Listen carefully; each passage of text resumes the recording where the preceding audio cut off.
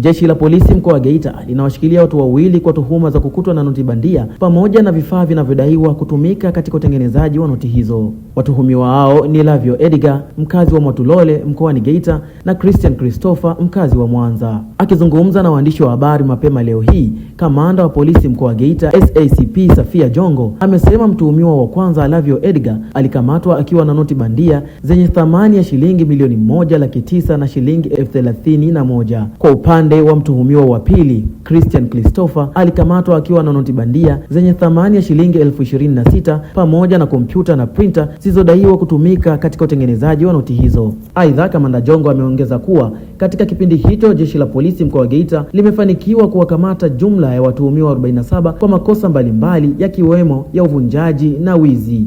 Kamanda Jongo amewataka wazazi na walezi kuwachunga watoto wao na kuwazuia kujiingiza katika vitendo vya kihalifu, akisisitiza kuwa jeshi la polisi halitasita kumchukulia hatua za kisheria mtu yoyote atakayekiuka sheria na taratibu za nchi. Hii ni News Update Media, Yusuf Shaban, Geita.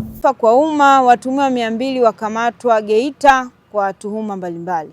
Jeshi la polisi mkoa wa Geita limeendelea kuimarisha hali ya ulinzi na usalama, kudhibiti uhalifu na kuhakikisha kwamba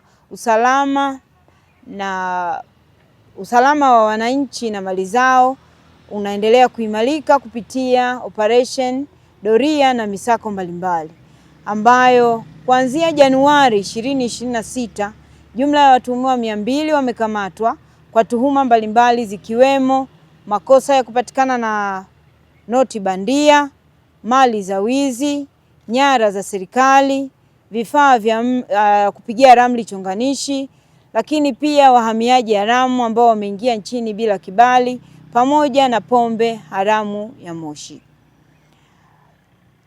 Katika operesheni hiyo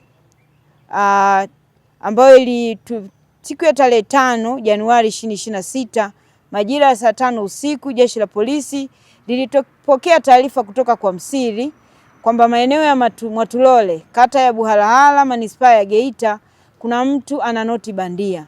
Baada ya kupokea taarifa hizo, askari walifanya ufuatiliaji wa haraka na kuendesha msako wa kumkamata mtuhumiwa huyo. Katika msako huo, jeshi la polisi mkoa wa Geita lilifanikiwa kumkamata Lavio Edgar akiwa na gari aina ya Harrier rangi ya silver ambayo ni mali ya Adelina Mkina, mkazi wa Mwanza. Baada ya upekuzi katika gari hiyo, tulifanikiwa kukamata noti bandia zenye thamani ya milioni 1,931,000.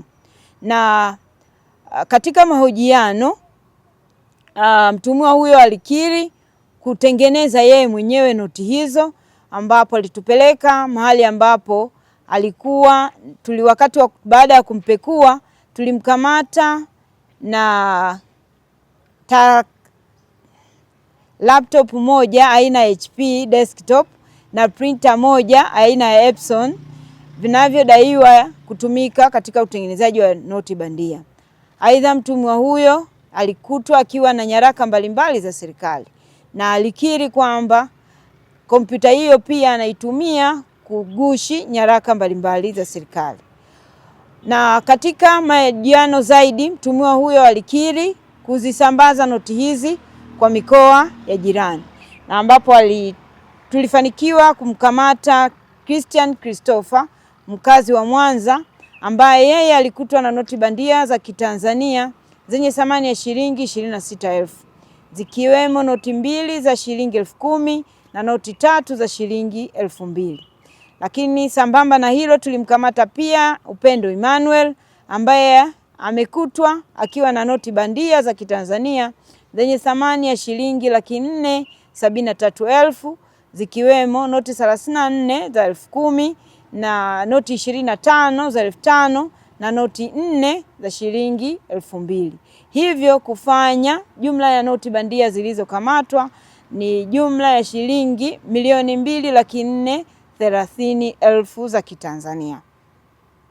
Sambamba na hivyo, jeshi la polisi tumeendelea na operation mbalimbali za kupambana na uhalifu na tumefanikiwa kukamata watuhumiwa 47 wa makosa ya uvunjaji na kuiba, sanjari na vielelezo ikiwemo pikipiki 41 ambazo watuhumiwa wamekiri kwamba zimeibiwa katika maeneo tofauti hapa Tanzania.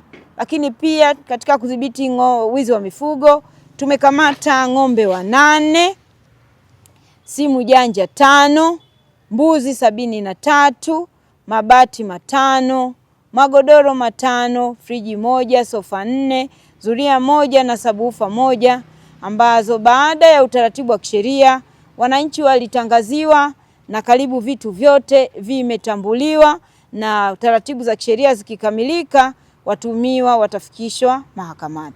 Lakini sambamba na hilo tumefanya operation mbalimbali za madawa ya kulevya pamoja na watumiaji. Kwa kuwa mtuhumiwa tuliyemkamata anayo mashine ambayo yeye mwenyewe alikuwa anatengeneza, hakuipeleka kwenye maduka ya fedha. Alikuwa anatafuta watu ambapo anakubaliana nao, ukiweza kuuza au kuzitumia hizo noti zikifika 100,000 basi unapata 10,000. Na kama unaona hao wote ambao tumewakamata nazo wamekubali kweli, walipewa na mtuhumiwa kwa makubaliano maalum. Lakini wamezipeleka mahali ambapo kama kwenye mabaa ambapo usiku inakuwa ni ngumu kufuatilia na kujua kwamba hii ni noti bandia. Kwa hiyo wananchi wawe makini kwenye huu mzunguko wa kawaida ambapo ndio huko wanakozipeleka hizo noti bandia.